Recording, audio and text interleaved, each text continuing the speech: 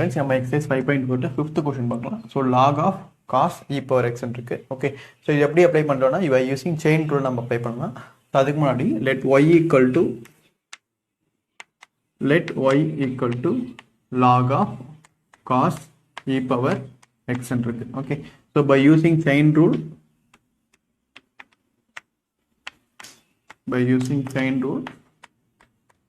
differentiate பண்ணும்போது dy by dx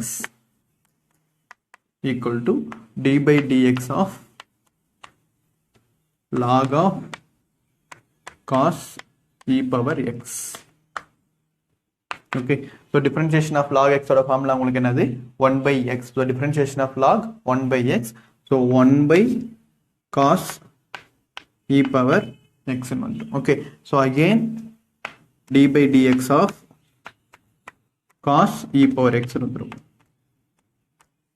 Okay, so first இந்த 1 by cos e power x நம்ம same அப்படியே எடுத்து வச்சிருவோம்.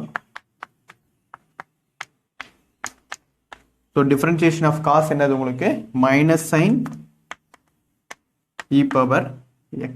Okay, so minus sin e power x ன்னு வந்துரும். Again நமக்கு இங்க என்ன இருக்கு d by dx of e power x வந்துரும். So chain rule d by dx of e power x. Okay, so அப்ப final answer என்ன வந்துரும், இது உள்ள அப்படியே இந்த பக்கம் மல்டிப்ளை பண்ணிக்கிறோம். So minus sin into e power x divided by cos e power x into differentiation of e power x. So differentiation of e power x என்ன வந்துரும் உங்களுக்கு சேம் e power x. இங்க பாத்தீங்கன்னா உங்களுக்கு மேல minus sin divided by cos ன்னு இருக்கு. So minus sin divided by sin by cos ஓட வேல்யூ என்னது உங்களுக்கு tan. So அந்த e power x முன்னாடி எடுத்துக்கிறோம். So minus e power x sin divided by cos ஓட value tan. So tan into e power x. So இதுதான் உங்களுக்கு final answer. Okay, so next அடுத்த क्वेश्चन பார்க்கலாம். 6th question.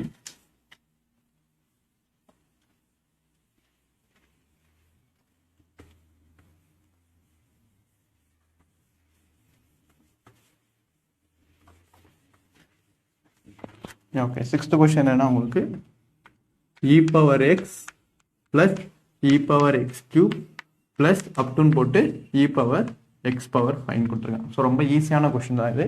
இப்போ என்ன பண்ணுறோம், நம்ம e power x plus e power x square plus e power x power 5 இருக்கு. ஸோ அப்போ நார்மலாக என்ன வரும்னா உங்களுக்கு, so y equal to e power x plus e power x square plus e power x cube plus e power x power 4 plus e power x power 5 up to this அப்படின்னா இதுதான் உங்களுக்கு y. Okay, so அப்போ first dy by dx equal to d by dx of, so இந்த value தனித்தனியாக எடுத்துக்கிறோம். முதல்ல நம்ம என்ன பண்ணுறோம், டோட்டல் வேல்யூ இல்லாட்டி அப்படி பண்ணிக்கலாம். ஸோ e power x முதல்ல எழுதிட்டு e power x square plus e power x cube plus e power x power 4 plus e power x power 5 இப்போ தனித்தனியாக பிரிச்சுக்கோங்க. So d by dx of first value என்னது e power x, next again d by dx of e power x square, sorry e power x square தான், ex வராது, e power x square. So இங்கேயும் e power x cube, so இதுவும் e power x power 4, இங்கே e power x power 5. Okay, so இங்கேயும் e power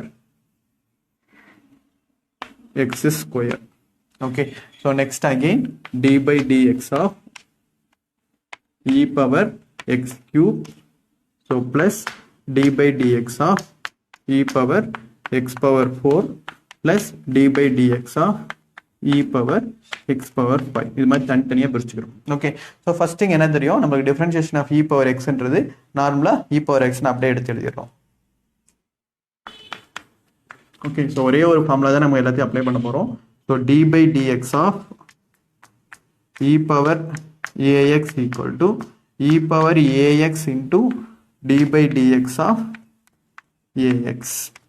இந்த formula தான் apply பண்ண போகிறோம். Okay, so d by dx of e power ax equal to e power ax into d by dx of இந்த power மட்டும் எடுத்துங்கிறது differentiation. Okay, so plus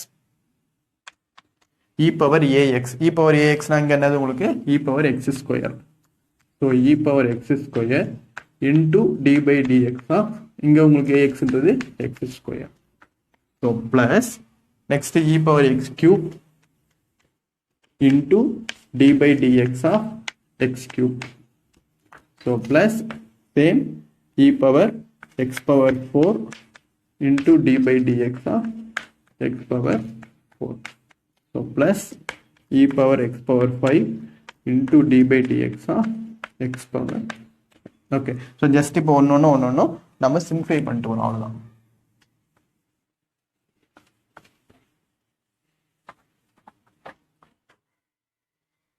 இது தனித்தனியாக பிரிச்சுக்கோங்க.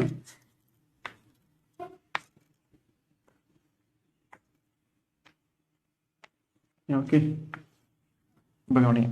ஸோ இப்போ e power x plus e power x square into differentiation of x square. So differentiation of x square என்ன வந்துடும் உங்களுக்கு 2x. So e power x plus e power x square into differentiation of x square 2x. So plus e power x cube into differentiation of x cube வந்து உங்களுக்கு 3x square. So x power n, nx power n minus 1. So nx na 3x power 3 minus 1. So 3 minus 1 என்னது உங்களுக்கு 2. Same e power x power 4 into உங்களுக்கு இது என்ன வந்துரும் 4x cube. So next e power x power 5 into 5x power 4. Okay, so just உள்ள இருக்கிறது இதை differentiate பண்றோம். அகைன் டிஃபரன்ஷியேட் பண்ணதை திருப்பி இந்த பக்கம் எடுத்து எழுதுறோம், அவ்வளவுதான் ஆன்சர். இதுதான் உங்களுக்கு ஆன்சர்.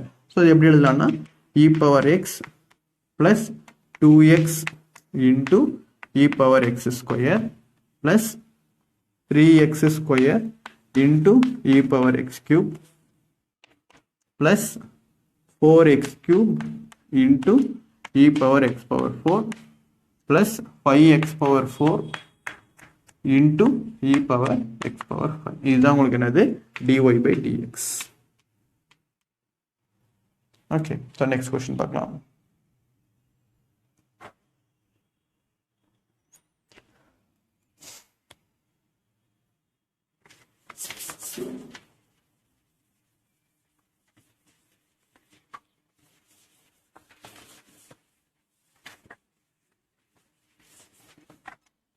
ஸோ அடுத்த கொஸ்டின் ரொம்ப ஈஸியான கொஸ்டின், 7th கொஸ்டின். ஸோ என்ன கொடுத்துருக்காங்கன்னா உங்களுக்கு root of e power root x. Okay, so root of e power again root எக்ஸ்ன்னு கொடுத்துருக்காங்க. ஓகே, ஸோ ஜஸ்ட் நம்ம என்ன பண்ணுறோம், ஸ்கொயர் பண்ணுறோம், அவ்வளோதான். Solution let y equal to root of e power root x. இதை ஃபஸ்ட் நம்ம இந்த பக்கமும் இந்த பக்கம் ஸ்கொயர் பண்ணுறோம். ஸ்கொயர் பண்ணும்போது y ஸ்கொயர் ஈக்குவல் டு இதை நம்ம ஸ்கொயர் பண்ணும்போது என்ன கிடைக்கும் உங்களுக்கு, இந்த ஸ்கொயர் ரூட் போயிடும். ஸோ வெறும் இ பவர் ரூட் எக்ஸ் மட்டும் வரும். சொல்றது புரியுதுங்களா? இந்த பக்கம் ஸ்கொயர் பண்ணும்போது இந்த ஸ்கொயர் ரூட் போயிடும். அப்போ வெறும் இ பவர் ரூட் எக்ஸ் மட்டும் வரும். இப்போ என்ன பண்ணுறோம், differentiate both sides with respective x.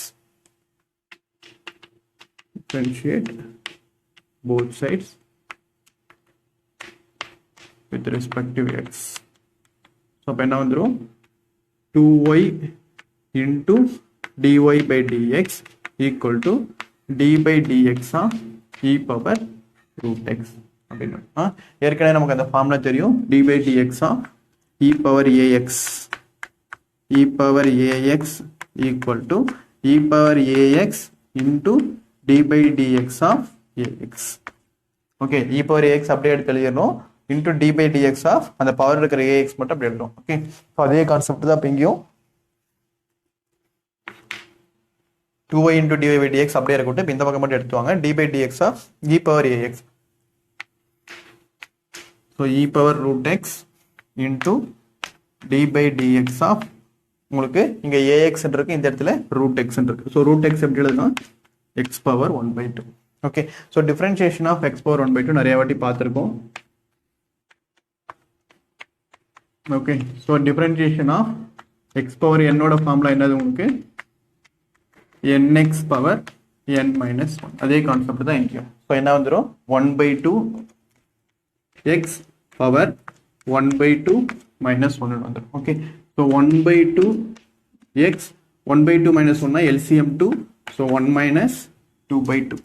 So equal to 1/2 x power minus 1/2. Okay, so இந்த minus 1/2 கீழே வந்தால் உங்களுக்கு என்ன ஆயிரும், plus 1/2. X power plus 1/2. So 1 X power 1/2 எப்படி எழுதலாம்? ரூட் எக்ஸ்னு எழுதலாம். சொல்லுது புரியுங்களா? ஸோ அப்போ இதோட டிஃபரன்ஷியேஷன் உங்களுக்கு ஆன்சர் என்னது? 1/2 root x. So e root x into 1/2 root x.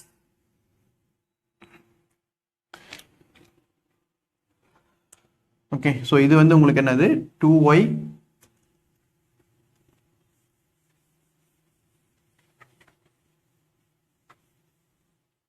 Okay, so இது வந்து உங்களுக்கு 2y இன்ட்டு dy/dx ஓட value. So 2y into dy/dx ஓட வேல்யூ தான் இ பவர் ரூட் எக்ஸ்